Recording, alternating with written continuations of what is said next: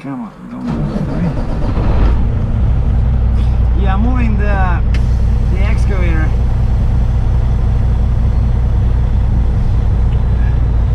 For the same customer. Because he buys and sells machinery. And so he found a potential guy, potential buyer, but the buyer is 6 hours away, and so they want us to bring the excavator to the buyer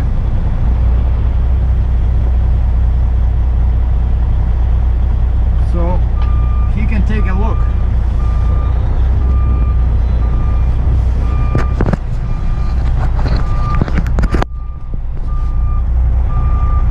So he can take a look at the machine. But we agreed on the price.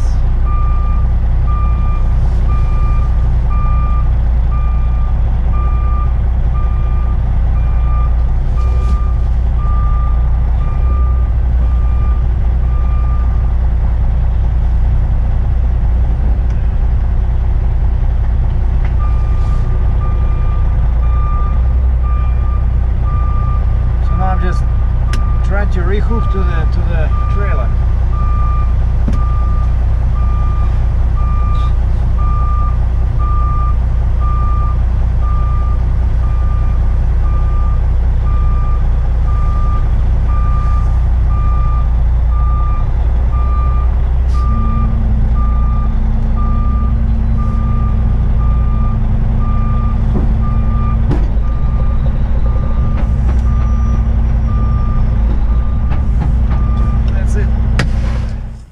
This is later on the same day.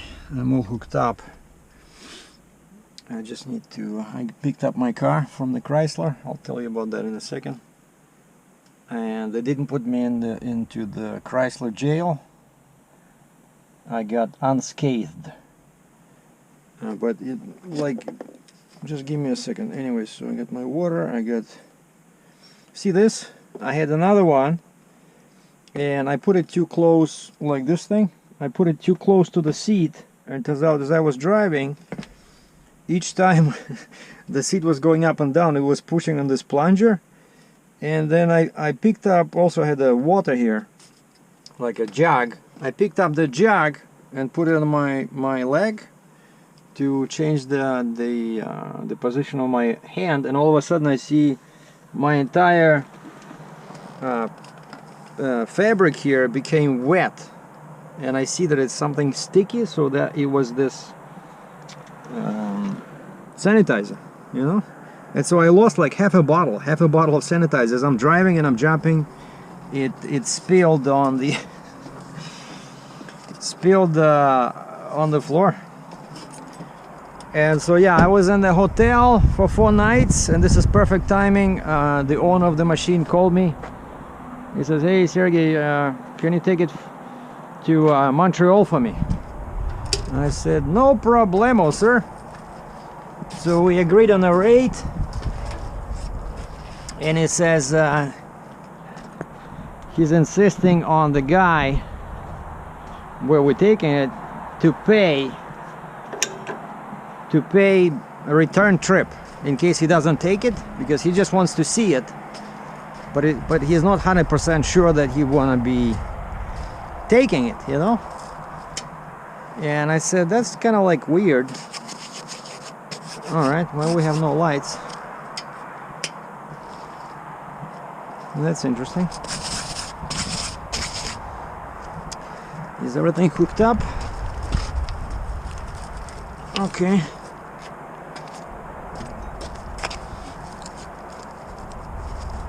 All right.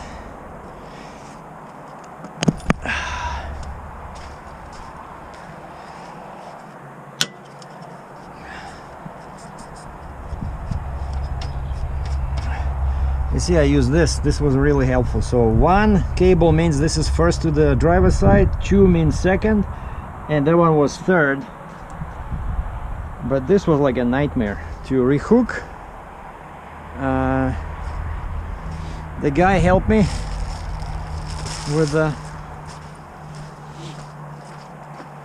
I don't need lights in Ontario anyway, unless you're doing 20 kilometers less than the speed limit. So let me just check here. Is it connected? Maybe it was sitting, maybe just the battery got dead, you know. I'll check it later. Okay, and I covered the exhaust. I like that blue tape. You know, looks good.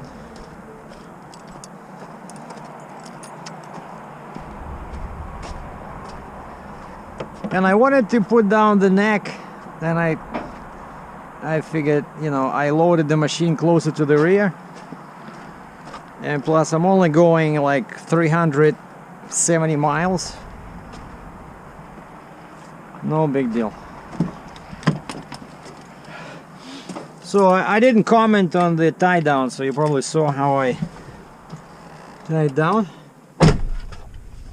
I just put 2 chains in the front, on the body in the middle, 2 chains in the back, and then a binder with no chain on each corner of the track.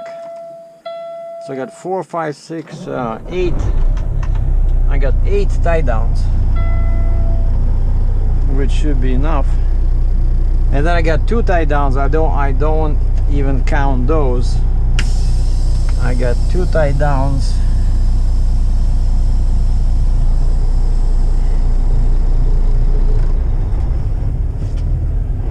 On the boom, one near the bucket and another one just closer to where I have a D-ring.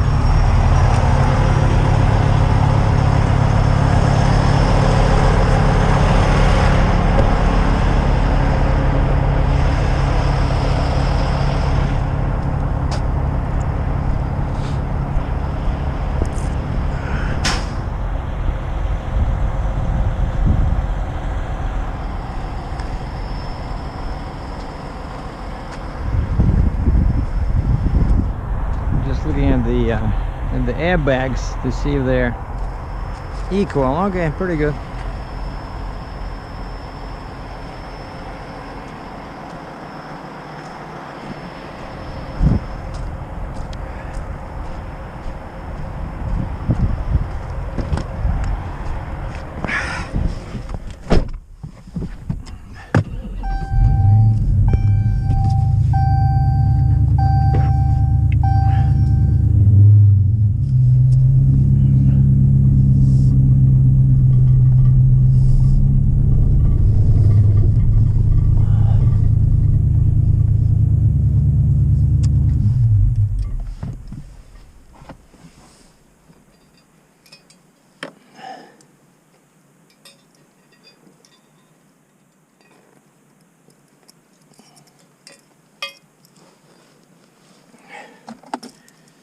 So these came in handy yesterday when I was unplugging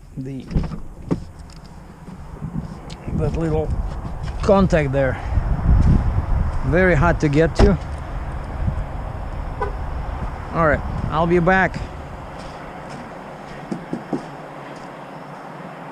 See, I moved it like this a little bit because I think the other guy parks over there. I don't know. But I think I was too close here, so now I'm just parked next against my... Yeah, I think this is better.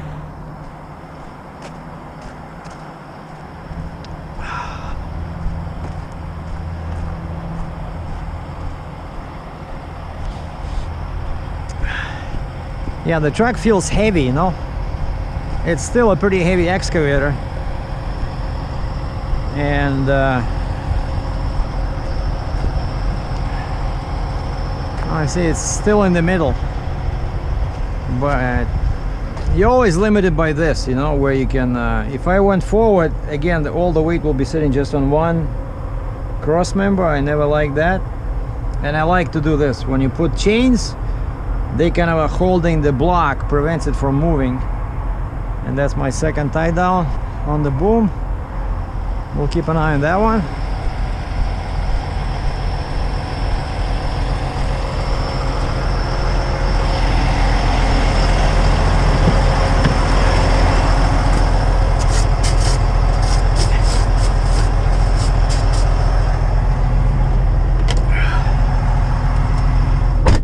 And what's funny is that I didn't have any loads right last week. Then all of a sudden I got an offer.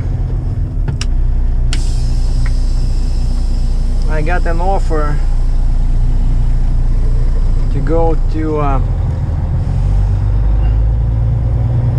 to Tennessee,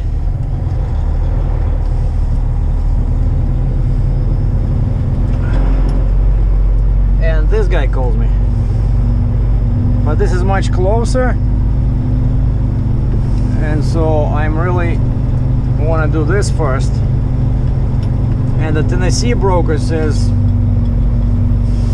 well, they actually emailed me again after that news release I sent out. They emailed me and they said, yeah, we have the same machine you did for us in February, same price. And I said, can you give me a couple of bucks more? And they said no. I said, okay. But that's 850 miles away.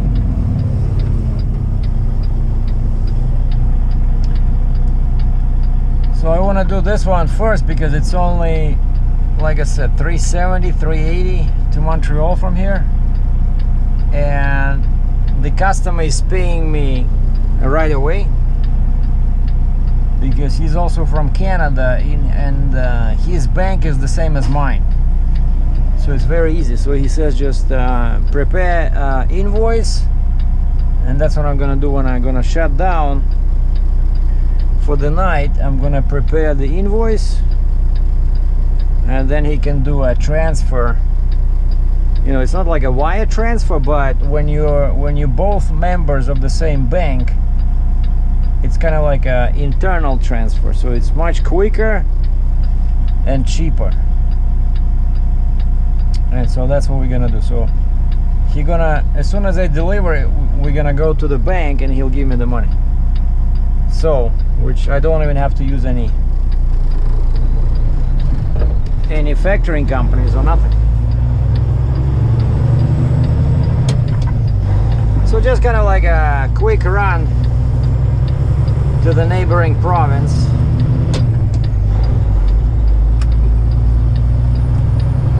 Head west on Pine Bush Road, Waterloo Regional Road 39 toward Fleming Drive.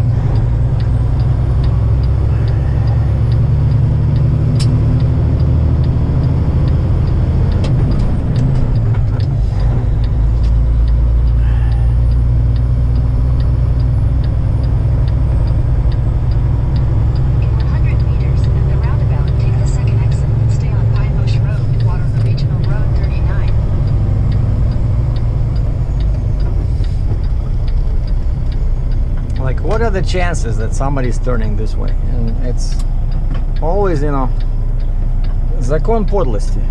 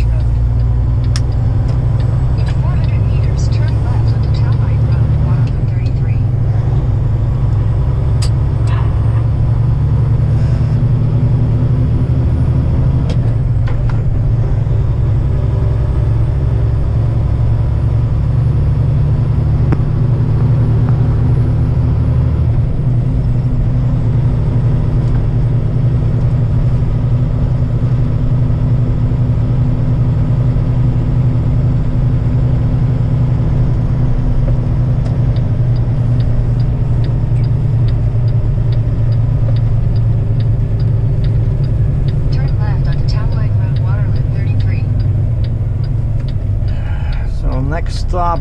I really have to keep trucking because it's already 12:30, and of course this is an oversized load. I cannot drive after dark.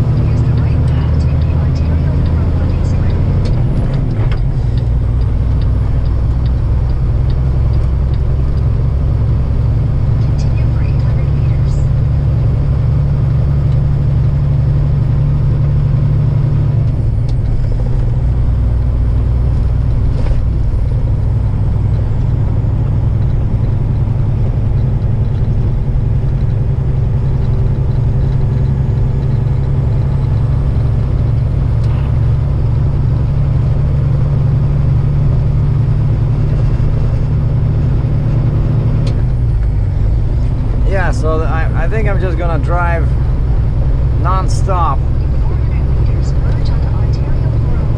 to Napanee.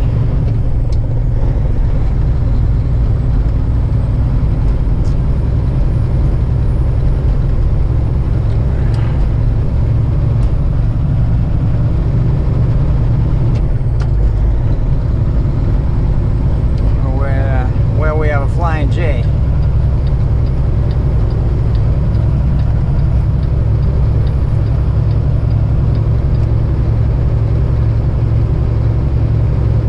So yeah, what happened with the car, right? So I don't know. We did all the relearning thing that you're supposed to do when you change the throttle body, right? You have to let the gas pedal synchronize itself with the new throttle body, and that's why you take off the battery negative terminal, right? And so before you touch the wires, but maybe they didn't disconnect the battery, I don't know, but something went wrong and we were not able to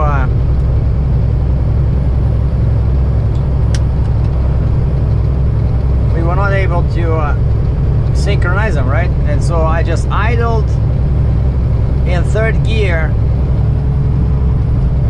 at 25 kilometers per hour, 15 miles per hour to the Chrysler. At least I didn't have to use a tow truck, you know.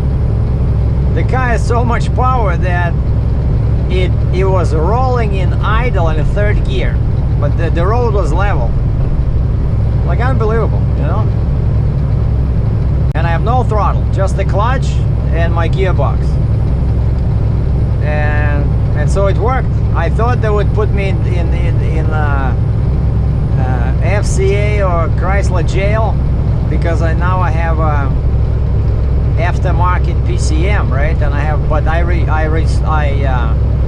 removed the tune, you know, with I hook up the tuner, and there's an option there so you can revert back to factory.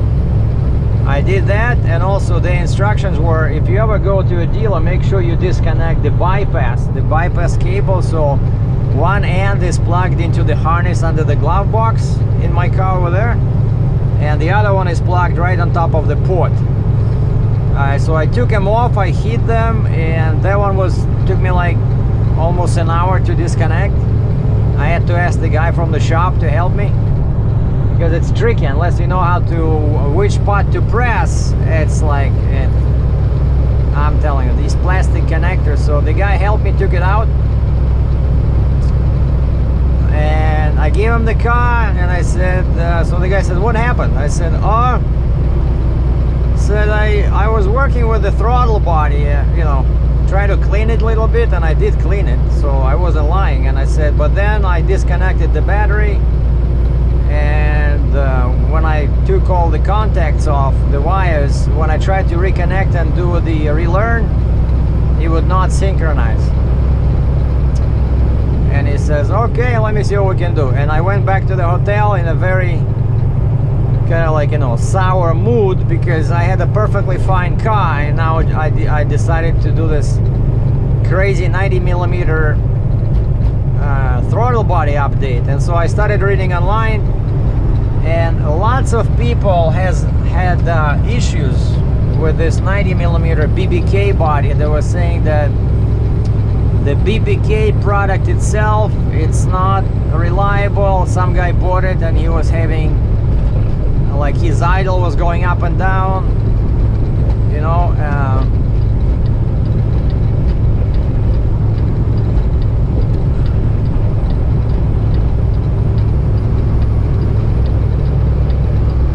So the car was basically lost reliability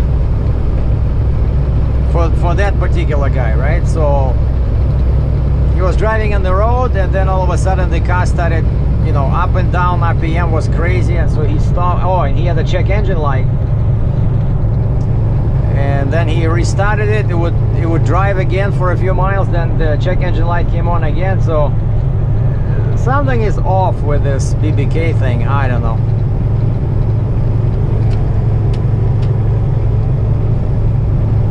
And so now, this morning, as I'm loading this excavator, my phone rings, and a female voice says, hey Sergey, it's Kathy from Chrysler. And I'm like, oh boy, here we go. Because I'm thinking, okay, so they're gonna hook up to the PCM, and they're gonna see the code. Everybody on the internet talks about this thing, that you cannot remove that code. So if the dealer hooks up their computer to your PCM, they will see a code, something like 1400 or something that tells them that the PCM was tampered with, right? And one guy had a story where he bought the car from somebody else, and so he was the second owner.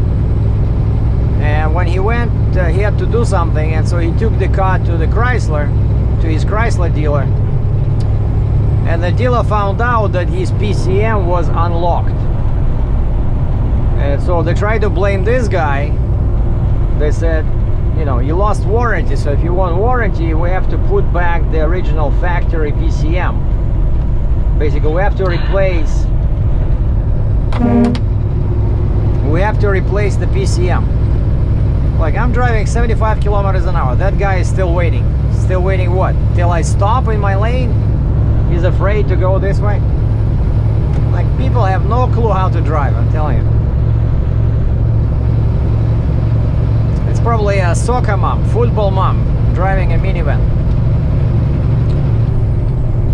And so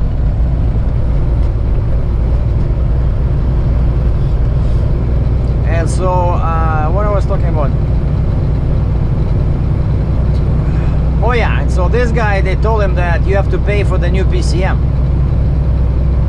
which is, I don't know, $1,000. I know the new one from Diablo Sport, if you just want to buy a separate new PCM, I think it's about 600 US. And so, but this guy, he was not the original culprit, right? He says, I had no idea that the PCM was unlocked. Like, and you know, looks like he's telling the truth. He says, I'm the second owner. And so the dealer was able to look at the stamp. Like, they have all these tricky things they can do to find out who played with the computer, and so they could see the date and time when the crime happened. So when somebody unlocked the PCM, they could see the date and time, and then of course they look at the registration or the title that this second guy had, and they saw that that incident happened much earlier. And so they said, okay, so that's not your fault. And so they gave him a brand new PCM, and I think they didn't make him to pay for it. And so they have ways, but turns out, so my phone rings and the lovely sexy voice says, hey Sergey, how is it going? I said, yeah, so am I going into Chrysler jail? She said, no, everything is fixed, you got the throttle back, and she says, your car sounds so nice. It has some, a rumble to it. At first I thought you had a demon, like Hellcat demon. I said, yeah, I did a couple of mods here and there. And she says, yeah, sounds very good. So I said, everything is fixed? She says, yeah. And I said, how much I owe you?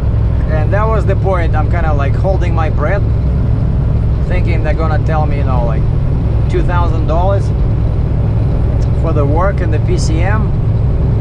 And she says, well, we just charged you for, I think it was hour labor plus supplies. And I asked him to change the battery on my fob, because I saw a sign on the dash that said low battery in the fob, in the key.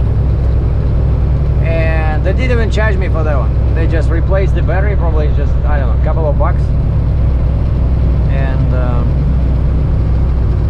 And yeah, so my customer, the owner of the excavator, who's actually, he's not driving to Montreal, he's flying. The guy who hired me to move this machine, he's flying to Montreal, so he's gonna meet me there tomorrow.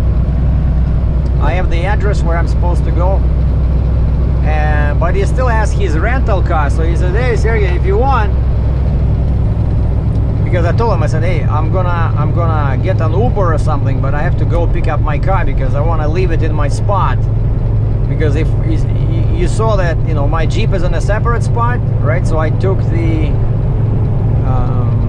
booster, so there's nothing in my spot, right? So I want to mark it somehow, and so I want to bring my car and park there so that nobody parks there, just because I'm new over there, so some guys might be confused. And like on my previous spot, both of my neighbors were the same, and so they knew that was my spot, and so nobody parked there, right? But over here I'm still trying to mark the territory like a wolf. And I'm not sure how long the urine smell lasts, but using that for marking the territory might not be too efficient, and so I use my car. So the guy gave me a ride to the Chrysler, which is like, I don't know, 2 kilometers away. I paid 149 bucks Canadian. She gave me the key. I said, where's the car? She was just outside. And I went there, and right away, because I removed the tune, right? So right away, I grabbed the tuner. Oh, I rehooked the bypass cable. One end under the glove box, one end on the computer port, and I hooked up my programmer, the Diablo programmer, and within 5 minutes I reinstalled the tune, my 93 gas tune, and no faults, everything is good, full throttle response. The car drives even better than before, because now we had to undo the battery a bunch of times, right? So now the computer is relearning, so it's good. And so I'll just probably, I don't know, I asked BPK if it's possible to return the throttle body, and the guy just sent me detailed instructions, like a more detailed version on how to make the gas pedal to relearn. get the connection. Because yeah, that's what happened. I look at the invoice and ask him what happened, and they said, looks like the technician didn't even have to hook up to the PCM. So they just found that there was no connection between the gas pedal and the throttle body and some other module. And so he just used some secret Chrysler proceedings to make him relearn. And so what I was doing, I was moving in the proper direction, basically trying to. So good news is that they didn't hook up. They didn't have to hook up to the PCM, so they didn't know that I played with the PCM. And another good news is that there was no physical damage. I thought maybe these guys, you know, at the shop where they were working, maybe they damaged some wire or something, you know, or some connectors. And they said, no, everything is good. So no physical damage, it just had to be relearned. And I'm thinking maybe that 90mm throttle body was defective, you know, it was defective. It knocked out everything out of alignment. It did not, and we did follow the procedure, exactly what BBK said, how to relearn. You turn the key to the on position, don't start the engine, and slowly depress the gas pedal 3 times. And then so that I tried that like 20 times, nothing worked. And then when I talked to the customer service at BBK later yesterday night, the guy sent me a slightly different procedure. He says the 3rd time you push gas, just hold it for like 3 or 5 seconds. He says you will see the check engine light go off. Like, that was not in the original instructions, you know, maybe just a little difference like that. But now I don't want to risk it, you know, because that would be really strange if my car dies again and I have to go back to Chrysler. I know I actually asked him once, I said, can you install something like an aftermarket part? And they said no, they don't install customized aftermarket parts. They only deal with original equipment, right? And so now I have the original 80mm BBK body, I mean Chrysler body, so I don't know, I don't want to mess with it, you know. So I'm just gonna ask BBK again if it's possible to return, maybe get some kind of a refund, I don't know, but it's probably too big, you know. They were saying that 90mm, it's actually for highly modified vehicles, like something with a supercharger. It's more like a Hellcat.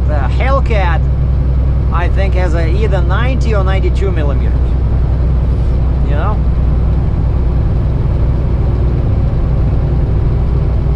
And so it's just too big.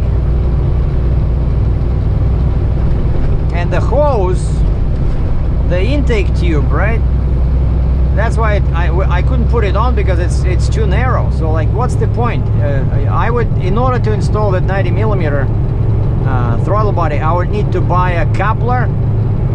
But the main body of the intake tube is still the same size, right? So how can that help with airflow? Because yeah, your throttle body becomes bigger, but the tube is the same size, right? And the manifold after the throttle body is the same size. And so many people are talking about this, you know. If you're curious, just Google throttle body mod, and you will see that lots of people are just saying that this is snake oil, that this is not doing anything. And it's a very expensive part, right? It's like $500 US. So I got a deal, so I got it for $400, but that's still a lot for one piece, you know. And then you see it causes all kinds of trouble, so I don't want to do it again. I still might do I might do the headers maybe in the spring. I don't know, either long tube headers or shorty headers, I'll see. But that, I know that headers work, but everybody says it's a very expensive upgrade, and you're basically getting maybe 20 horsepower extra, maybe 20 torque, but you get it at the low RPM, which is, you know, where it counts. But My car has what, 475 torque, 485 horse from the factory, so that's more than enough. So maybe I'll just do the tires, you know. I'll just put on 275 40/20 tires, because these ones are 240 245, they're too narrow. Okay, enough about the car, because I can see the guy on the right is falling asleep. So about the truck, so yeah, I was talking to a bunch of guys, and that thing I mentioned, that big crane, 116,000 pounds, I actually emailed the guy. I said, hey, I found that the body of the crane is the same as that 750 Tadeno I moved before. If you remember, I did a load from like Washington DC to Sarnia, Ontario.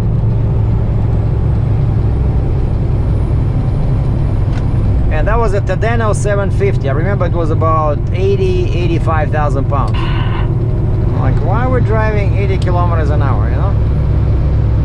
I don't understand.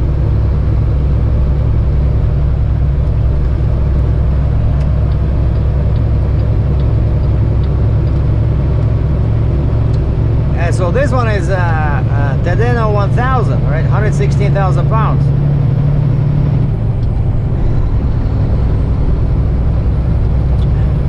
And so I looked at the drawings, and they're the same. The body of the crane is the same. 750 is the same as 1000, so it would actually fit, because I know that one fit, so this one would fit as well. But I said, do you think we can load it with the boom facing the truck? And this guy says, oh well, I never saw a trailer loaded like that.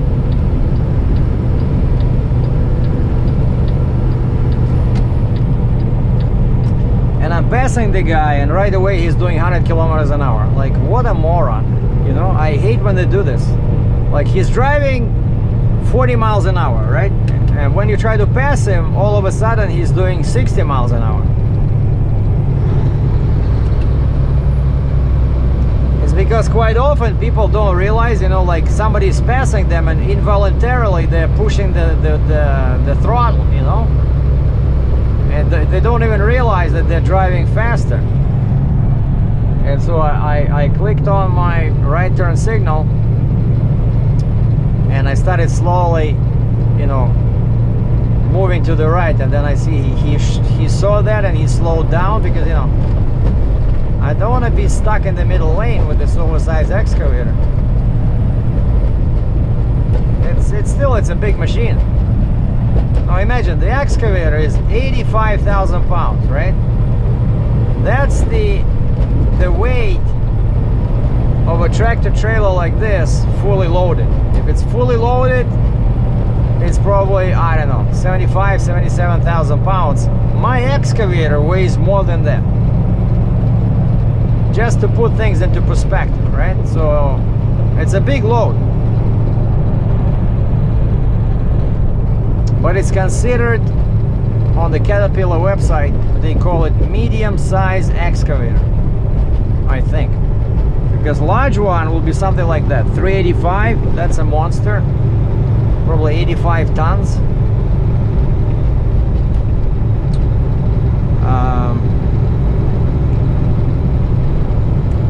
And so yeah, the guy, the owner who hired me, he says there's a slight chance that the guy would not like the excavator and will have to bring it back. How much would you charge me? And I gave him like I think I gave him $1,000 off from the rate I'm charging him to go this way, and I gave him $1,000 like Canadian to bring it back. And he requested the money from the guy. He says, you have to pay us for a return trip. Okay? so that he says otherwise we're not gonna move. So if you pay us for the return trip, as if we're going there with the understanding that we're going back. So then he says, you know, it gives us assurance that the trucker is paid and he's not losing money. And I asked him, I said, how sure are you about this buyer? Because normally people, you don't have to see the machine in person, right? Most of the time it's done via internet. You know, we're just looking at pictures. That's why they post a bunch of pictures, and usually that's all you do.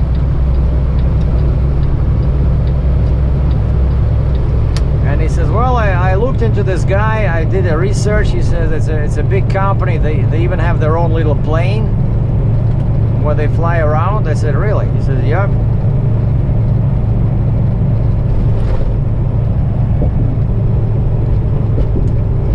Narrow shoulders.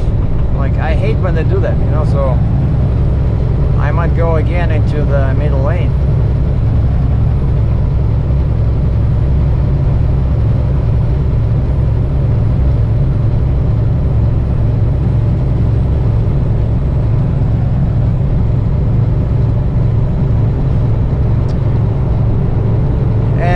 Finished loading, he said he just saw the email that he received the money.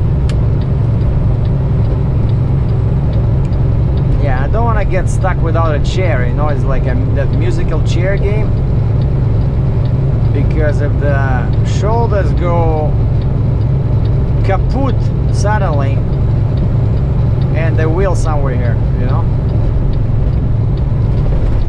Yeah, I think I see it over here. See, now it's okay, getting more narrow.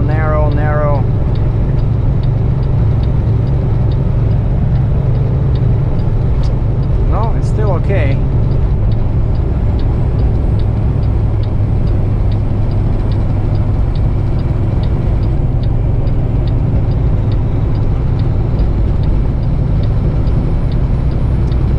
Trucks are not supposed to be in the left lane over here, but I guess people are in a rush. All right, are we still?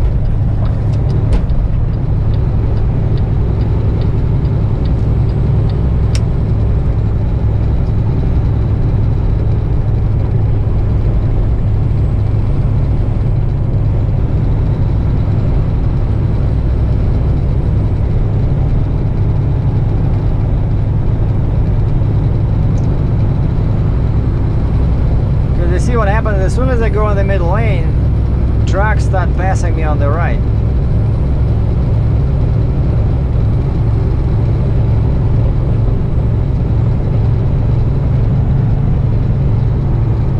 And I don't like that, but I don't want to drive in the curb lane because, again, I don't remember.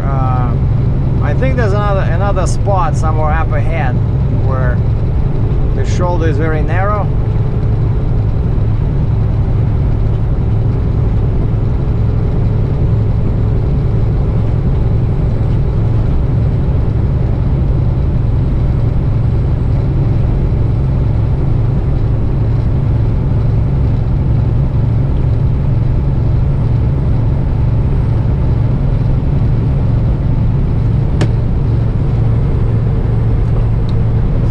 Makes a lot of noise, and the scale is closed, which is how we like it.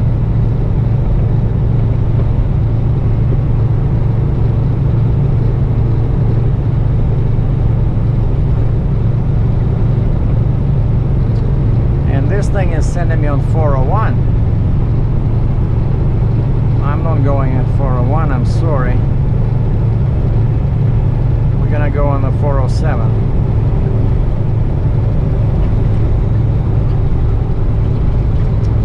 Much less traffic over there.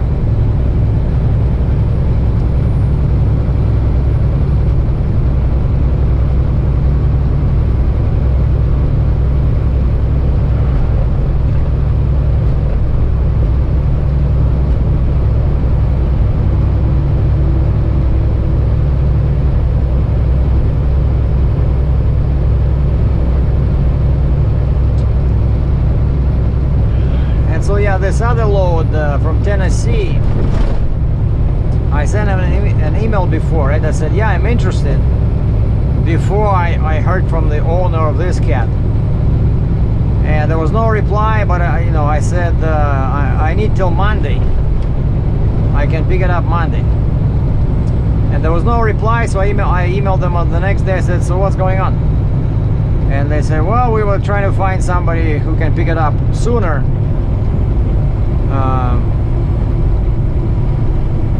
Can you guarantee us Monday?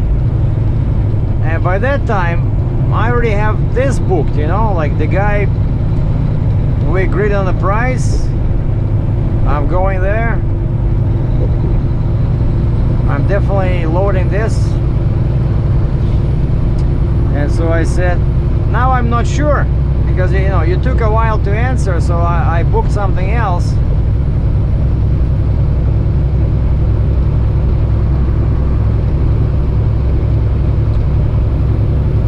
So now I don't know. But you know, I'm gonna come back probably. I don't think I'll come back Friday, but probably I'll come back maybe Saturday. And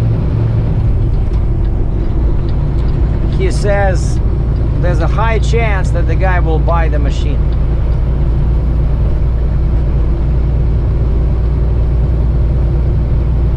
And so I'll just probably come back empty, you know.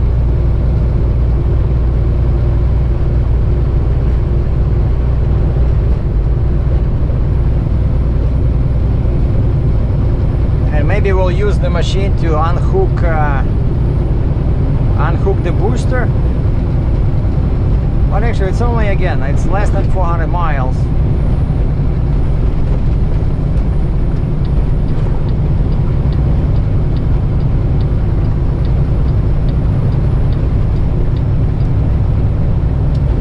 Yeah, so we're gonna go on 407, which is still highway.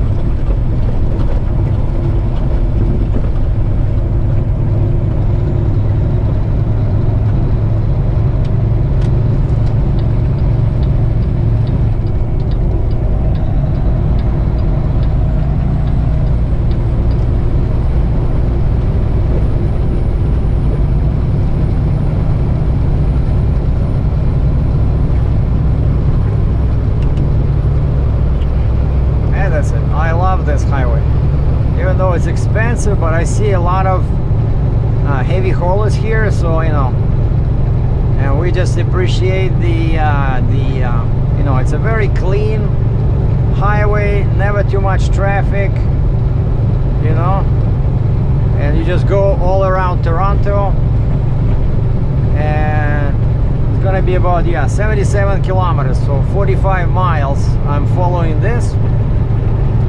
And then I jump back on 401 east of Toronto, like somewhere near Oshawa, where they used to have a GM plant, which they closed down. I feel like there's a guy next to me, regular truck, Hydro 1, mini deck, very low, probably a JC trailer. Because I know Hydro 1, they buy from JC Trailer, like the company that made me the booster and the flip box.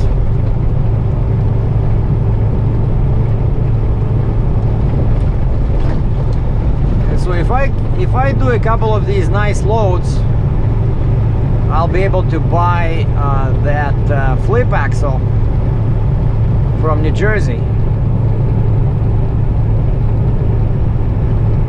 So if nobody buys it, because that one is again exactly what I need. It's intermediate axle, not like the final axle, so it has connections on both sides, so you can put pins in the front, you can put pins in the back. So not everybody needs that, right? Because it's more expensive than the final axle. So hopefully I'll get it. So if I get it, that would really give me oh yeah, I started, will give me an edge. You see, I started talking about this crane, right? So the guy was saying that you need 28 in the well, and then I did my research and I saw that the 85,000 pound crane, Tadeno 750, has the same dimensions as Tadeno 1000. So I know that I moved 750, it was a bit tight, but it worked. And so I'm pretty sure I can move this one. The problem is, I asked him, can we load it with the boom forward? He says he never saw any people carry cranes like that, because I knew that the boom will put too much weight on the back, you know, especially since it's 116,000 pounds and I only have 4 axles in the back. And he says, you're gonna load yourself. I said, what do you mean? He says, well, there'll be a guy there to spot you, to guide you, but you have to load the crane yourself. 116,000, probably $1 million crane, and they want a trucker to load. They don't care if you ever drove a crane or not. That's typical, you know, Canada, US reality. So the trucker is expected to be kind of like a heavy haul engineer, you know. And of course, you know, I can drive it forward. I can learn. Just give me 10 minutes, I can learn how to drive any machine, no big deal. But backing, like the way I wanted, right? I wanted the boom to face the truck, just to take the weight off. I would not trust myself to back such a heavy crane and such an expensive crane.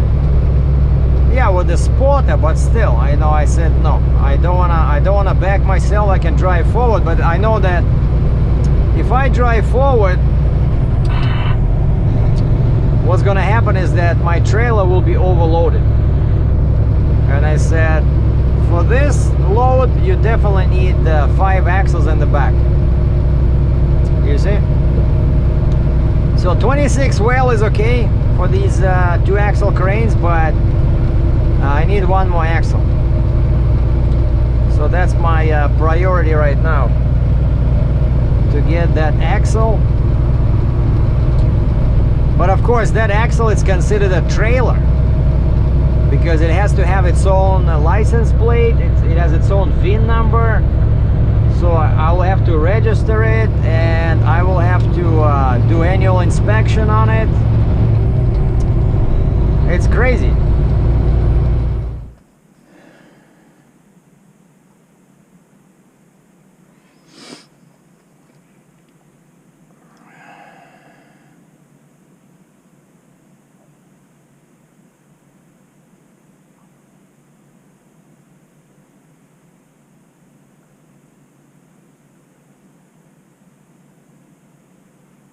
Alright, we have one westbound scale in Lancaster, westbound, and it's open right now. That's what it shows, but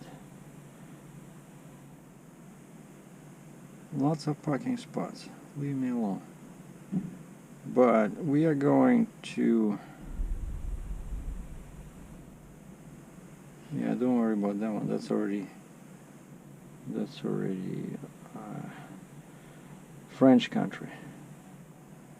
So yeah, there's one scale in Lancaster, and I don't think there's anything until then. Yeah.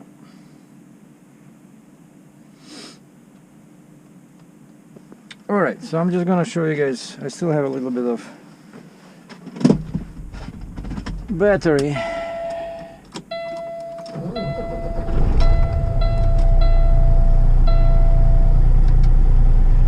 A little bit of a battery left, so we can still do some fancy driving. I put lights on tracks. I don't know. If they say something, they say something, right?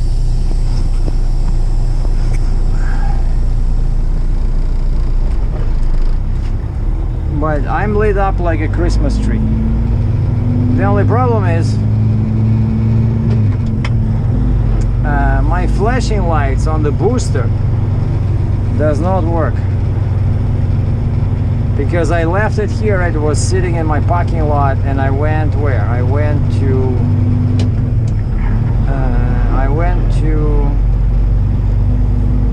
no, I took it with me to Maine, right?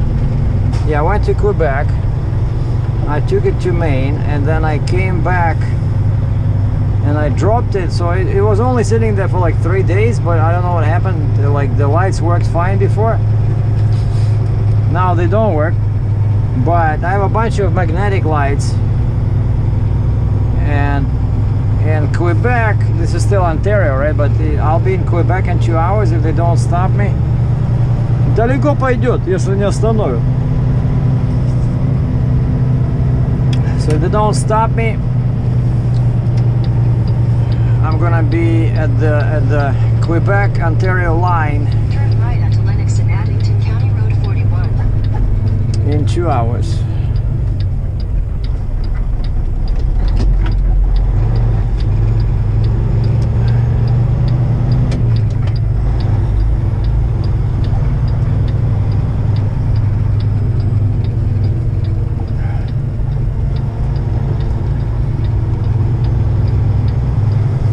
Gonna shut down there. Turn left onto the Ontario 401 East ramp to Kingston. This pilot is just so greedy, you know. $8.9 per liter Canadian.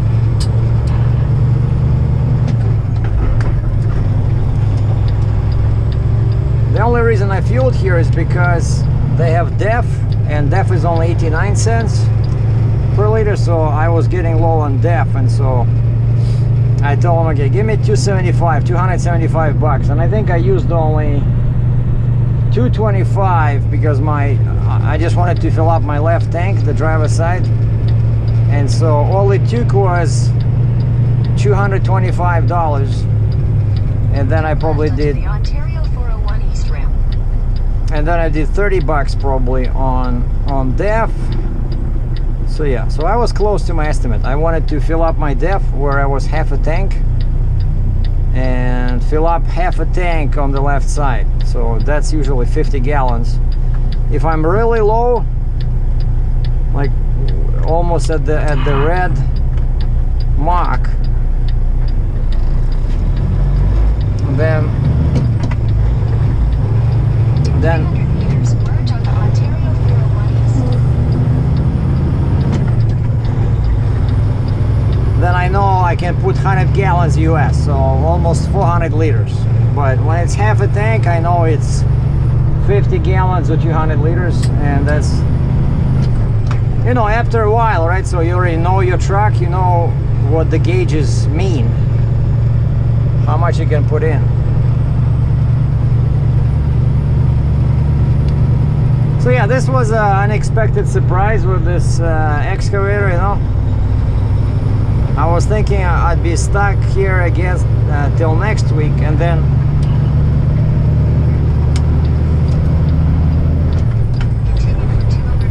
I got this, and now there's still a possibility, unless they find somebody, there's still a possibility I'll be going empty to Tennessee.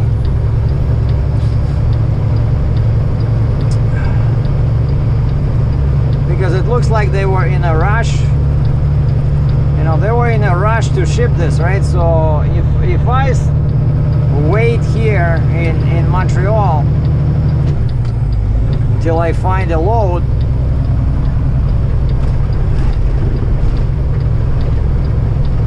I don't think those guys will be happy, you know?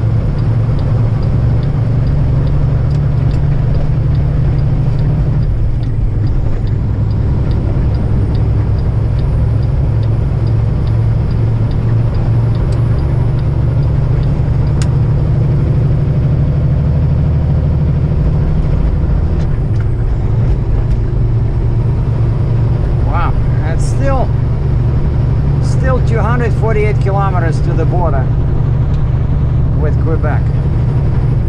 I know this Flying J, it's mile marker or kilometer marker 579.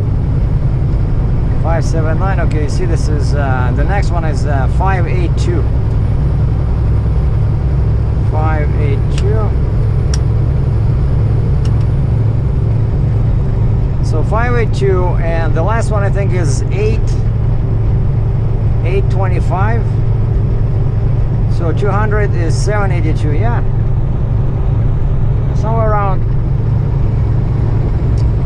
247, I don't know. So it says I'll be there at 7:15. Well, if they stop me, you know, they stop me saying that I cannot drive this late. But again, I got lights all over the place. What if they stop me? They stop me. What do you do?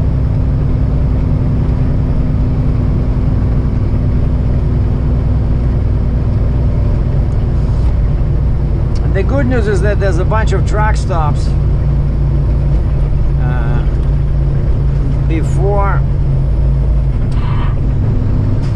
before I reach Quebec. There's a bunch of truck stops. I know there's lots of places where I can stop.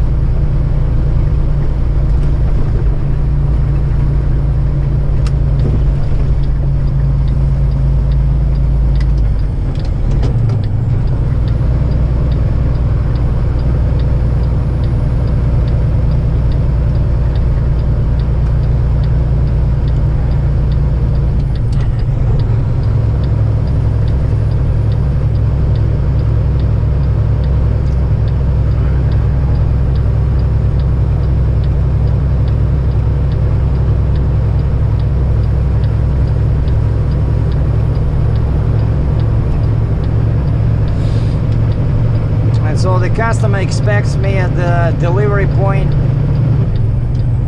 around 8 o'clock tomorrow, and so when I shut down, I have to prepare my bill of lading.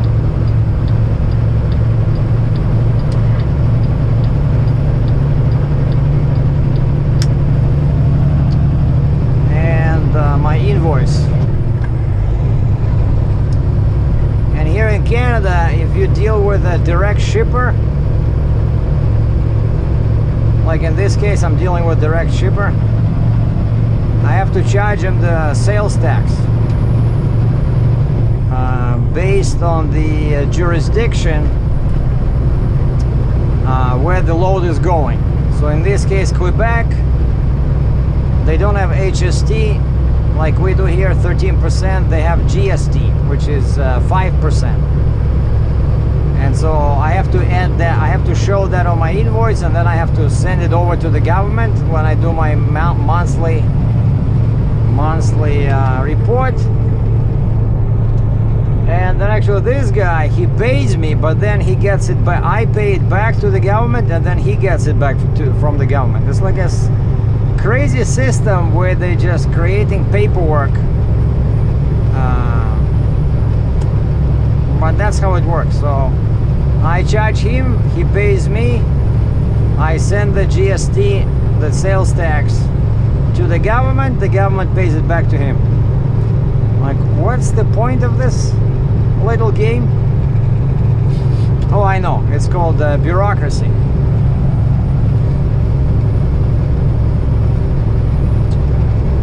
And so of course I'm more interested in the guy not buying the machine. You know, I think I'll be standing there saying, you know, I'm not so sure you need to buy this because, you know, the color is yellow, the bucket is too big, you know, look at the cab, you know, there's only 2 speakers for the audio system. Come on, because if he doesn't buy it if he doesn't buy it, then the customer will pay me to bring it back to Cambridge. No, I'm kidding. Of course, I'm kidding. I wish he sells it, makes a lot of money, so he has money for the next load to hire me again. So I'm trying to do a good job, you know, show him that I can do this no problem. Like something like this, you know, 85,000 pounds, that's nothing. So, like I said, what I really need, I need that axle. So come on guys, so buy my book so I can buy that axle and I can haul bigger loads, heavier loads, and I guarantee that the videos will be much more interesting.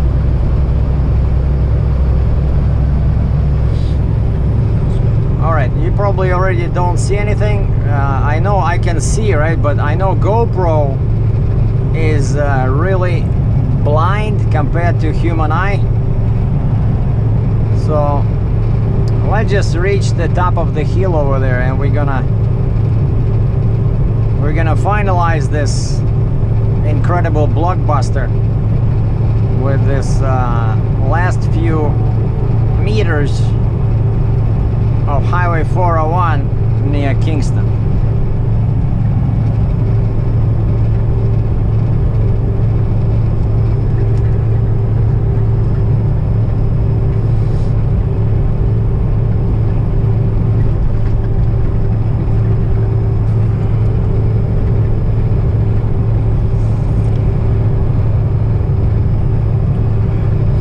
At least the weather's good. It started at +6, I think. During the day it was +6, 279K, and now it's +3. But you can easily walk in outside in a light sweater.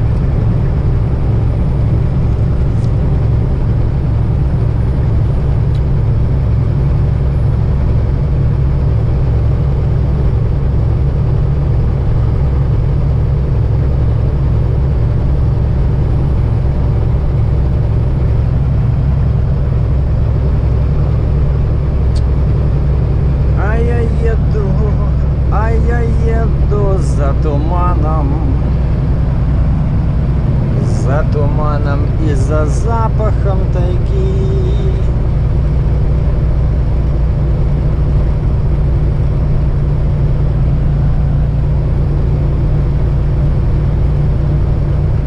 Oh, check this out. We have check engine light. Interesting.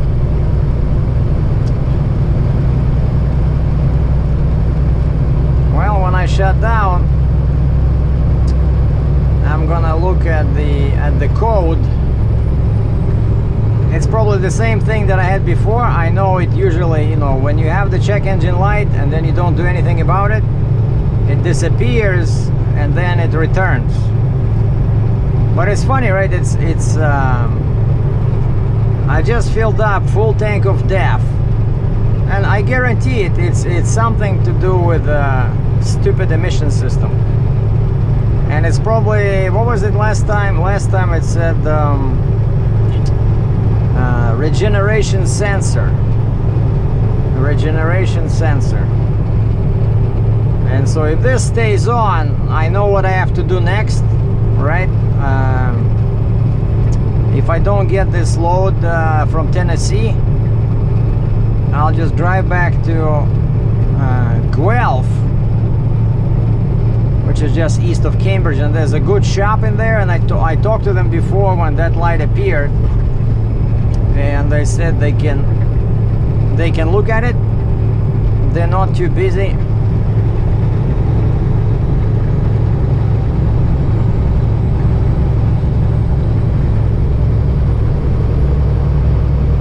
Yeah, so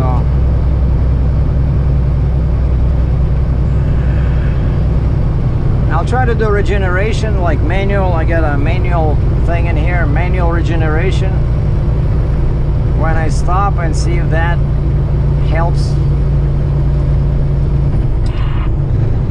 in any way.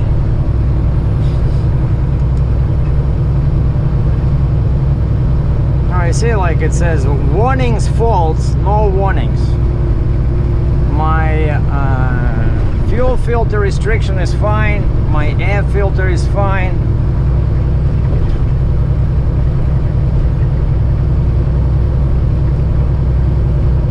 So it's something to do with emissions. So, and never a dull moment in trucking, right? Always something.